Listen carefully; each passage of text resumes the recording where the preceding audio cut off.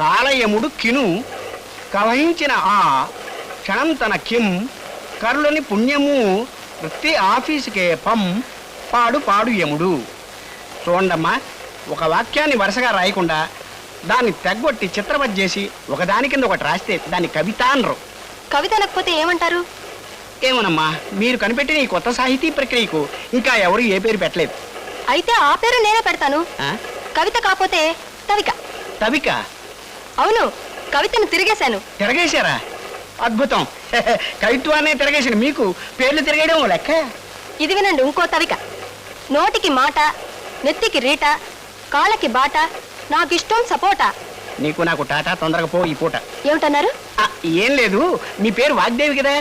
వాగ్దేవి అంటే సరస్వతి. సరిగ్గా మీకు మీ వాళ్ళు ఆ పేరు ఎలా పెట్టగలిగారా? అదే వాళ్ళ గొప్పతనం. అర్రే, ఈ వారం ఈ తవికలు వేయండి. వేస్తానమ్మా, అలాగే వేస్తాను.